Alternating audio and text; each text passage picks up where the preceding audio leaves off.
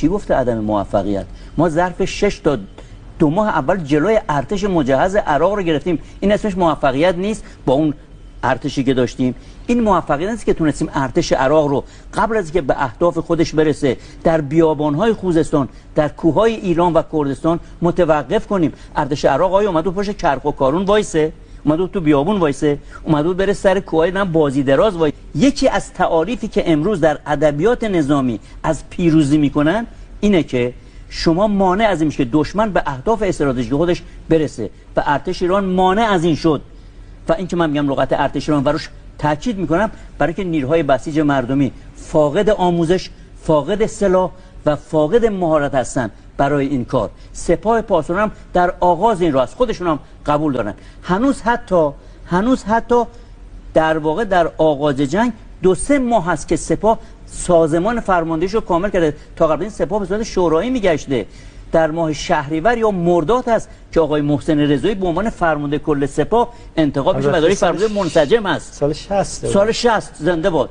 در اون زمان حالا حتما شما میدونید که در شورای فرمانده سپاه اصلا یک تعدادی از اون 5-6 نفر اولی که این شورای فرمانده داشتن مخالف این بودن که سپاه وارد جنگ خارجی بشه و میگفتن سپاه طبق قانون اساسی مأمور امنیت داخلی است، اساسنامه خودش، طبق اساسنامه و قانون اساسی.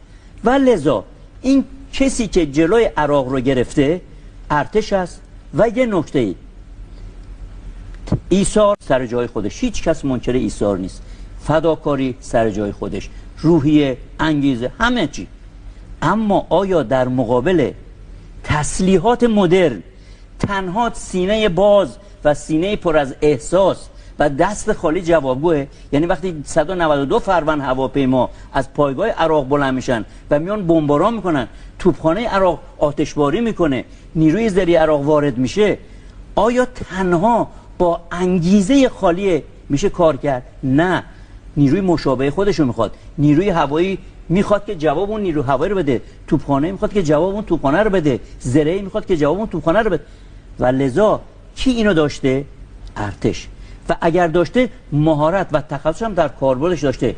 همون بعد از ظهری که عراق در 31 شهریور به ما حمله میکنه، 4 ساعت بعدش هواپیماهای ما پایگاه شایبیه و کرکوک رو شروع میکنن بمباران کردن و روز بعدش در 1 متر ما یک 300 سورتی پرواز، یعنی 140 فروند در 300 سورتی پرواز انجام میدیم. و این شوکی که به صدام حسین وارد میشه باعث میشه اساسا تفکرشون از هم دیگه بپاشه و این مقاومت باعث میشه که در روز 6 جنگ صدام حسین تقاضای آتش بس بکنه.